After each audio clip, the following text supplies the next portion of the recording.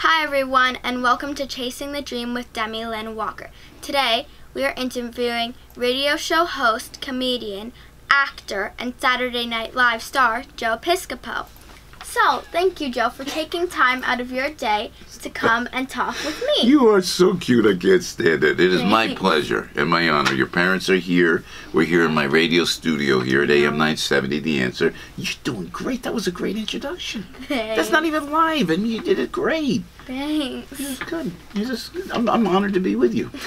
When you're a big star, don't forget about me, okay? I won't. Joe, who? Who are you again? I said, remember I did that interview in New York? I'll say that.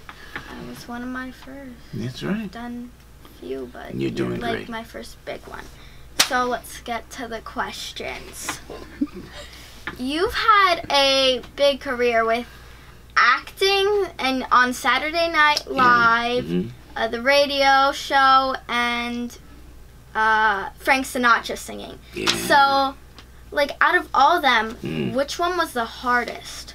That's a good question. Probably doing Saturday Night Live. It was the most fun, and it was the hardest, because when you do Saturday Night Live, SNL, you have to come in on a Monday, and then you got to come up with ideas. What's going to be funny for the week? What is funny? And you start thinking of different bits. We used to go, what bit am I going to do? What sketch am I going to write? And then you have to, Monday and Tuesday, it was so hard because you had to come up with the idea for the weekend, right? And then you would get the sketch, you'd write the sketch, and then Wednesday you would have a read-through. So everybody would be in a room on Saturday Night Live at NBC, 30 Rock, right there, and everybody was there. The director was there, the writers were there, the producers were there, your guest host was there, and then your sketch would be written, you know, and you'd have to read it. It was called a read-through. That's what you read through. And then afterwards, you would take a little break, and they would decide who was in the show and who wasn't in the show. So you would see a lineup on the wall. They would have little index cards, and they would put up on the wall whose sketch is in, what sketch is out, because the producer would decide. Very stressful. And then Thursday you rehearsed all day. Friday, 12-hour rehearsal. It's Saturday, you had to get up in the morning just of the show. Listen, then you had to rehearse in the morning, all morning and all afternoon. Dress rehearsal at about 7:30. So you had to run like almost a 2-hour dress rehearsal. Now you figure it's 9:30. Live, you're going live on TV at 11:30, right? There they say, this sketch is in, this sketch is out. So you worked so hard all week to work on your sketch. Sometimes your sketch was cut, and you couldn't get mad. You had to go, God, the show must go on. Sometimes they put you in a sketch you didn't want to be in because your friends are watching. They would make fun of you on Monday after they would see you on TV. You were in that really silly sketch. You go, I know, I didn't want to be in that sketch, but they had to. That would happen more often than you think. But when the show was at 11:30, we went live. And you're very good at what you do, and you're going to be a big star, girl. Thanks. I could tell, because I work with a lot of big talent, and you have the talent. But I tell you, on Saturday Night Live, the joy was being live in front of all those people, and I got to work with great people like Eddie Murphy, and with all the every big star would come on the show. And when you were live and you were doing what you love to do, it was so exhilarating and so much fun. Thanks, Bri. Hello again, everybody. Joe Piscopo live, Saturday Night Sports. Long time no see. Vacation, good. Wife, kids, Canada, fishing, fun. But the big story, baseball, playoffs, complex, looks like this. Yankees lose second half, play Brewers, lose first half, win. A's sweep Royals, Yanks beat A's, Astros play Dodgers, best record Cincinnati, they stay home. Phillies, Expos, Astros, Dodgers, who wins? Who knows? Who cares? End result was worth it all. So what was it like your first time going on to Saturday Night Live? Good question. Look at her. Look at you. I was scared out of my mind. I went, what? I wanted my mommy. Mommy, help. I'm going on Saturday. I was so... I'll tell you, honestly, it was as scary because you're young. The original cast of Saturday Night Live was the best cast ever. If you watch, you're very young. You have to look at Gilda Radner and Danny Aykroyd and John Belushi. These are the original cast members who built the show.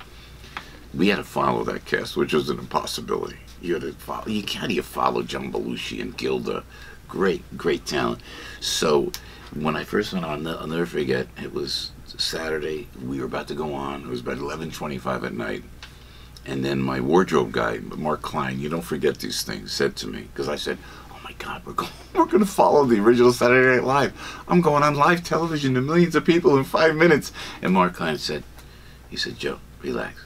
1 o'clock in the morning when the show would be over. It's going to come, it's going to go, you're going to get through this.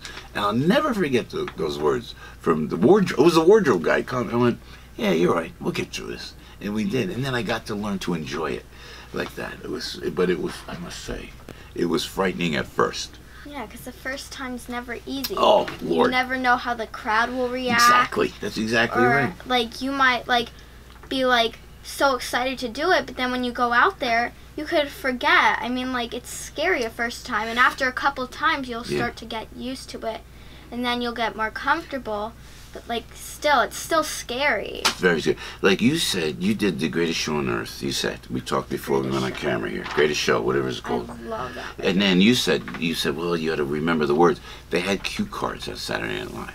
So they would have, if you have the camera there where your dad's holding the camera now, they would put the cue cards, Demi, to that side, and they would put the cue cards to this side. So when you're talking to, like if your dad was the guest star, you can glance away and you could look at the cards. You can't do it without that because everything was so fast on SNL. And you would glance at the cards, and then there's a gal, you're young, you have to look at Carol Burnett, is one of the great comedians of all time. And I asked her once, she was great at the cue cards. There's a trick to it. So when you're talking to somebody, like if they're there, and you forget what you have to say, you could glance away. She glanced away. She taught me to glance away, kind of in thought, like you're thinking about something. Oh, let me take, and you're looking at the cards, right? Is that great trick? Oh, let me see, I forgot my words. Okay, oh, I can read that. Oh, and then you remember your words. But there was a trick to that. But I used to, can I tell you a secret? Sure. Just you and I. Before the show, every Saturday Night Live, I was there almost 5 years, 4.5 years. Before the show, every week at 11:25, I would run down out of my dressing room, and I would go underneath the bleachers, and there were the cue card people, and Kevin Kay, and I remember their names, and Al, the cue card guy. They would write, and I would say, could you run the cards for me? That was a big favor. They would hold it. Don't forget, I'm 4 minutes away from air. Why?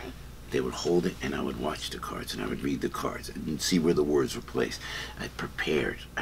So once you prepare for everything, the way you prepare for this now, then it becomes fun on the airway. But that's a little secret I never really told anyone. And look at you now. Now you got your own television show. So, well, you did acting. How long did it take before you got your first part? About a couple of years. What I did, I went to the comedy clubs in New York. So back then, it was like very rough in New York. It was on the place they used to call Hell's Kitchen. It was a very tough area of New York, and they had a comedy club there. So I was there. Larry David was there. Jerry Seinfeld was there, and we were all starting out. Yeah. I love the show Seinfeld. Like, love it. Jerry's I watch it all the time. Jerry always was, by the way. Even when he started out, I started out before him. He came up a couple years after me. He was always, first of all, great guy, but always hysterically funny on stage. You know. I love to watch. But Seinfeld. when I went on stage, I didn't want to. If you're Seinfeld, Jerry's a true comedian. Comedian's comedian. I was more like, I want to be an actor. I want to just be a working actor. So I used that stage at the Improv to kind of showcase myself. You know what I'm saying? So I would do bits, and in a matter of a year, maybe two, I got hired to do commercials in New York, right here in New York. So before you know it, I had an agent. I was doing commercials. And I would do little acting roles, and that's all I wanted to do, you know. And then, so it took me very quickly to do that, and I was making good money. And then I got called to do Saturday Night Live, and I went from there. And then from there, when you get into a show like that, once you get on SNL, the good thing, and I always appreciate Lorne Michaels and the good people at Saturday Night Live, because once you get on SNL, you're always working. You know, you're always just working because after you have that, what I call a badge of honor from Saturday Night Live. Do that. Okay, so last question. Yes. If you had one wish, what would it be? That my children live a long and prosperous life. I live for my kids. We love our kids. You are a blessing. I was born to be a parent. I was born to be a daddy. And that's the proudest accomplishment. I take it so seriously, and I worry. It's a very interesting question because I worry every single day how to take care of my kids. The guys know. They always make fun of me because, hey Joe, let's go out. We'll go have a drink. Let's go out. Let's go play ball. Let's go. We have a softball team. I gotta get home to my kids. So my one wish, my one dream is to make sure that my kids are alright. Because we love our children. That's it. You are a blessing. You're a blessing to your parents. My kids are a blessing to me, and that's what life is all about. But in Italian, you know what we say? La famiglia è molto importante. Family is most important of all. Okay, well, that was a really nice wish. Well, so thank you for taking time out of your day to come and talk with me again, and we'll see you next time on Chasing the Dream with Demi. Demi, you are a star.